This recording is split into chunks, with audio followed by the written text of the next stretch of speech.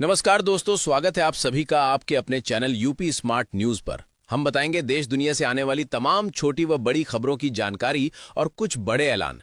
अगर आप गरीब, किसान, मजदूर, महिला, युवा हैं और आप सभी के पास राशन कार्ड, ई श्रम कार्ड, जनधन खाता, उज्ज्वला गैस, वृद्धा पेंशन मिलता है तो ये खबर आपके लिए बेहद महत्वपूर्ण है। इसीलिए वीडियो को पूरा जरूर देखें और वीडियो को लाइक करें, चैनल को सब्सक्राइब करके बेल आइकन जरूर दबाएं ताकि ऐसी ही खबर आप तक सबसे पहले पहुंचे। चलिए देखते हैं पहली बड़ी खबर। अगर आपके पास खुद का पक्का घर नहीं है तो ये खबर आपके लिए बेहद जरूरी है। 2026 में सरकार की आवास योजना को लेकर बड़े बदलाव की तैयारी चल रही है। जिन परिवारों के पास अभी तक पक्का मकान नहीं है, उन्हें इस योजना के तहत घर बनाने के लिए सरकारी सहायता मिल सकती है। सरकार की योजना है कि पात्र लाभार्थियों को मिलने वाली राशि किश्तों में सीधे बैंक खाते में भेजी जाए ताकि निर्माण के दौरान किसी तरह की दिक्कत ना हो। गांव और शहर के लिए अलग अलग व्यवस्था की जा रही है जिससे हर जरूरतमंद तक लाभ पहुंच सके। इस बार महिलाओं को भी प्राथमिकता दी जा सकती है और कई मामलों में घर महिला सदस्य के नाम पर देने की तैयारी है। जिन लोगों ने पहले आवेदन किया था लेकिन लाभ नहीं मिला, उनके मामलों की फिर से जांच की जा रही है। आवास योजना को बिजली, पानी, शौचालय और गैस जैसी सुविधाओं से जोड़ने पर भी काम चल रहा है ताकि सिर्फ घर नहीं बल्कि पूरा रहने लायक मकान मिले। अगर आप जानना चाहते हैं कि आवेदन कब होगा, किसे लाभ मिलेगा और किस्त कब आएगी, तो वीडियो को अंत तक जरूर देखें क्योंकि इससे जुड़ी अगली जानकारी बहुत अहम होने वाली है। चलिए दोस्तों, देखते हैं अगली महत्वपूर्ण खबर।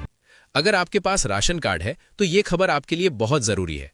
2026 में राशन कार्ड को लेकर सरकार की तरफ से बड़े बदलाव की तैयारी चल रही है, जिसका सीधा फायदा करोड़ों परिवारों को मिलने वाला है। नए अपडेट के अनुसार पात्र लाभार्थियों को प्रति व्यक्ति 7 किलो तक अनाज मिलने की व्यवस्था पर काम किया जा रहा है। यानी अब पहले के मुकाबले ज्यादा गेहूं और चावल मिलने की संभावना है। इसके साथ साथ कुछ राज्यों में दाल और अन्य जरूरी सामान को भी राशन में शामिल करने की तैयारी है। सरकार राशन कार्ड को आधार और बैंक खाते से पूरी तरह लिंक कर रही है ताकि लाभ सीधे सही व्यक्ति तक पहुंचे। जिन लोगों ने अभी तक ई-केवाईसी नहीं करवाई है, उनके लिए ये जरूरी हो गया है, नहीं तो राशन पर असर पड़ सकता है। One nation one ration card के तहत अब प्रवासी मजदूर देश के किसी भी राज्य में राशन ले सकते हैं, जिससे काम के लिए बाहर रहने वालों को राहत मिलेगी। अगर आप जानना चाहते हैं कि आपके राज्य में कितना राशन मिलेगा, नए नियम कब से लागू होंगे और आपको क्या करना चाहिए, तो वीडियो को अंत तक जरूर देखें क्योंकि आगे इससे जुड़ी बहुत जरूरी जानकारी आने वाली है। इसी के साथ बढ़ते हैं अगली खबर की तरफ। अगर आप किसान हैं और किसान सम्मान निधि का लाभ लेते हैं तो ये खबर आपके लिए बहुत जरूरी है। सरकार की तरफ से 22वीं किश्त को लेकर बड़ी चर्चा चल रही है, जिसे लेकर किसानों के बीच उत्सुकता बढ़ती जा रही है। ताजा संकेतों के अनुसार जिन किसानों का ई-केवाईसी, आधार और बैंक खाता पूरी तरह सही और अपडेट है, उनके खाते में अगली किश्त भेजी जा सकती है। इस बार सरकार का फोकस ये सुनिश्चित करने पर है कि पैसा सीधे सही किसान तक पहुंचे और किसी भी तरह की रुकावट न आए। कई किसानों की पिछली किश्त सिर्फ इस वजह से अटक गई थी क्योंकि दस्तावेज अधूरे थे या ई-केवाईसी पूरी नहीं थी। ऐसे किसानों के लिए अब आखिरी मौका माना जा रहा है कि वे जल्द से जल्द अपनी जानकारी अपडेट करवा लें। सबसे अहम बात यह है कि 22वीं किश्त को लेकर यह भी चर्चा है कि नए साल में किसानों को एक साथ ज्यादा राशि मिल सकती है। हालांकि इसे लेकर अभी आधिकारिक घोषणा का इंतजार है, लेकिन संकेत यही है कि इस बार सरकार किसानों के लिए कुछ खास करने की तैयारी में है। अगर आप जानना चाहते हैं कि 22वीं किश्त कब आएगी, किन किसानों को पैसा मिलेगा और किस वजह से किश्त रुक सकती है, तो वीडियो को अंत तक जरूर देखें क्योंकि आगे सबसे जरूरी जानकारी आने वाली है। अब बात करते हैं सबसे बड़ी खबर की। दोस्तों, ये खबर खास तौर पर महिलाओं के लिए है। 2026 में सरकार की तरफ से महिलाओं को लेकर ऐसी तैयारी चल रही है जिससे उनकी आर्थिक स्थिति मजबूत हो सकती है। जिन महिलाओं के पास बैंक खाता है और जरूरी दस्तावेज पूरे हैं, उन्हें सरकारी योजना के तहत सीधी आर्थिक सहायता मिलने की संभावना है। संकेत मिल रहे हैं कि पात्र महिलाओं को हर महीने या किश्तों में निश्चित राशि खाते में भेजी जा सकती है ताकि वे अपनी रोजमर्रा की जरूरतें आसानी से पूरी कर सके। इस योजना में विवाहित, विधवा, गरीब और जरूरतमंद महिलाओं को प्राथमिकता दी जा सकती है। सरकार का फोकस ये सुनिश्चित करने पर है कि लाभ सीधे महिला के नाम वाले बैंक खाते में पहुंचे, जिससे किसी तरह की कटौती या रुकावट ना हो। इसके लिए आधार लिंक, ई-केवाईसी और सही बैंक विवरण होना जरूरी माना जा रहा है। अगर आप जानना चाहती हैं कि किसे लाभ मिलेगा, कब से मिलेगा और आपको क्या करना चाहिए, तो वीडियो को अंत तक जरूर देखें क्योंकि आगे इससे जुड़ी सबसे अहम जानकारी बताई जाने वाली है। देखते हैं अगली खबर। दोस्तों, अगर आपका जनधन खाता है तो ये खबर आपके लिए बहुत जरूरी है। 2026 में जनधन खाता धारकों को लेकर सरकार की तरफ से बड़ी हलचल देखने को मिल रही है। ऐसे संकेत हैं कि पात्र खातों में सीधी आर्थिक सहायता भेजी जा सकती है। सरकार का फोकस उन लोगों पर है जिनका जनधन खाता सक्रिय है, आधार से लिंक है और जिनकी ई-केवाईसी पूरी है। ऐसे खाता धारकों को अलग अलग योजनाओं के तहत सीधे खाते में पैसा मिलने की संभावना बन रही है, ताकि जरूरतमंदों को तुरंत राहत दी जा सके। कई बार पैसा इसलिए नहीं आता क्योंकि खाता निष्क्रिय होता है या दस्तावेज अधूरे रहते हैं। इसीलिए समय रहते अपने जनधन खाते में लेन देन करें, आधार और मोबाइल नंबर लिंक रखें और बैंक विवरण सही रखें। अगर आप जानना चाहते हैं कि किसे पैसा मिलेगा, कब ट्रांसफर होगा और कितनी राशि आ सकती है, तो वीडियो को अंत तक जरूर देखें, क्योंकि आगे इससे जुड़ी सबसे अहम जानकारी बताई जाने वाली है। चलिए चलते हैं अगली खबर की तरफ।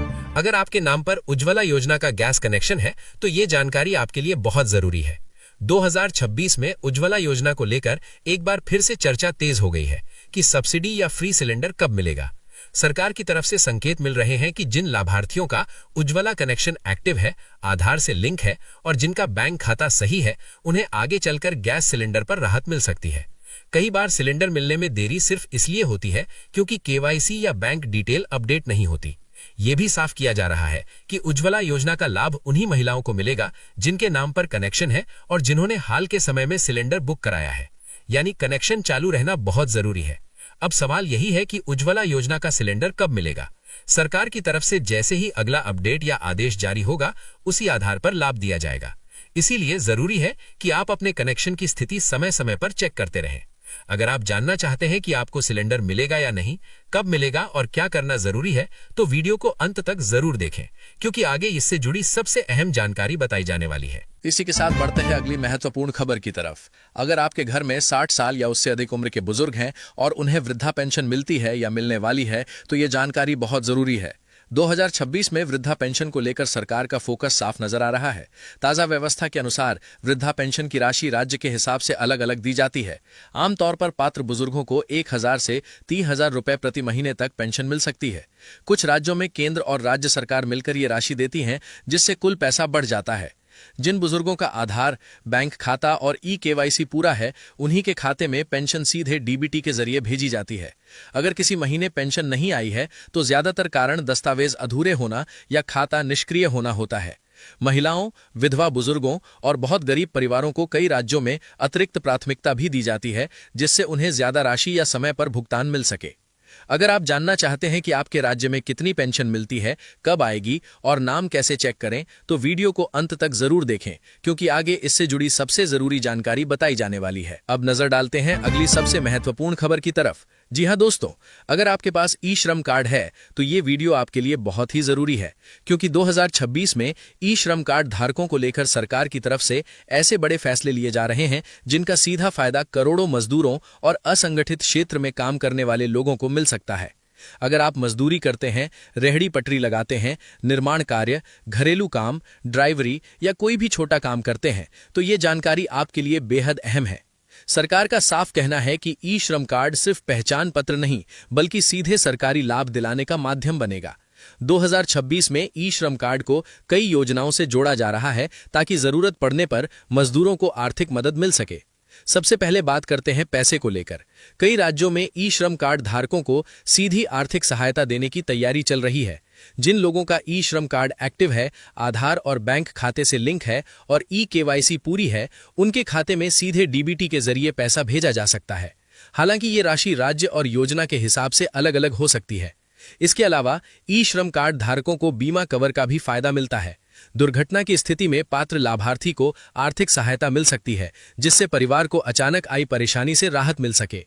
यही वजह है कि सरकार ई श्रम कार्ड डेटा को लगातार अपडेट कर रही है। 2026 में सरकार का फोकस ये भी है कि ई श्रम कार्ड धारकों को अन्य सरकारी योजनाओं से ऑटोमेटिक रूप से जोड़ा जाए, जैसे राशन कार्ड, जनधन खाता, पेंशन योजना और आवास योजना, ताकि मजदूरों को अलग अलग जगह आवेदन न करना पड़े और एक ही कार्ड से कई फायदे मिल सके। अब बात करते हैं सबसे जरूरी चीज की, अपडेट और केवाईसी।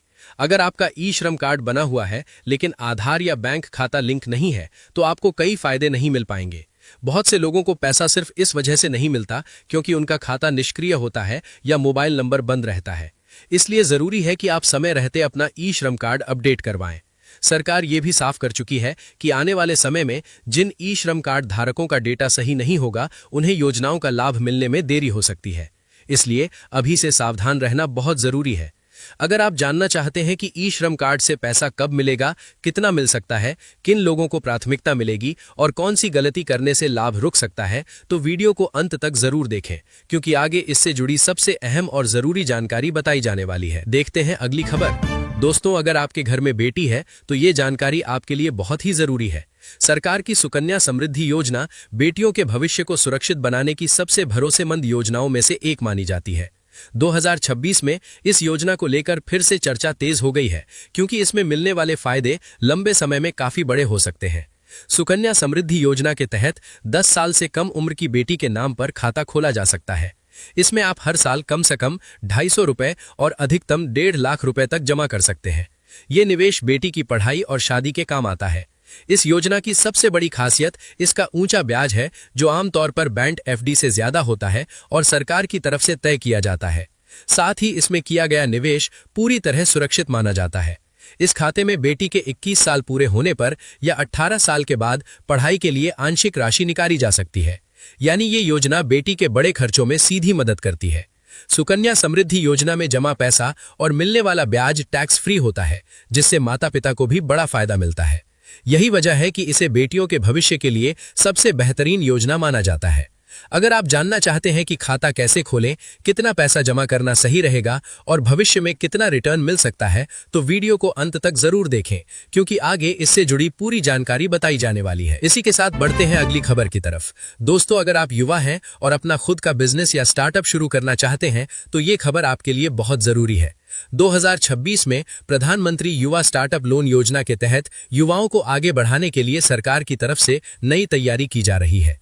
इस योजना के जरिए युवाओं को कम ब्याज या सब्सिडी के साथ लोन मिल सकता है, ताकि वे दुकान, सर्विस, स्टार्टअप, ऑनलाइन बिजनेस या छोटा उद्योग शुरू कर सकें। नए स्टार्टअप के साथ साथ पहले से चल रहे छोटे बिजनेस को बढ़ाने के लिए भी ये लोन मिल सकता है। आवेदन प्रक्रिया को ऑनलाइन और आसान बनाया जा रहा है। जिन युवाओं के पास आधार, बैंक खाता और जरूरी दस्तावेज पूरे हैं, उन्हें प्राथमिकता मिल सकती है। महिलाओं और कमजोर वर्ग के युवाओं को अतिरिक्त राहत मिलने की भी संभावना है। अगर आप जानना चाहते हैं कि कितना लोन मिलेगा, ब्याज कितना होगा और आवेदन कब शुरू होगा, तो वीडियो को अंत तक जरूर देखें, क्योंकि आगे इससे जुड़ी सबसे जरूरी जानकारी आने वाली है।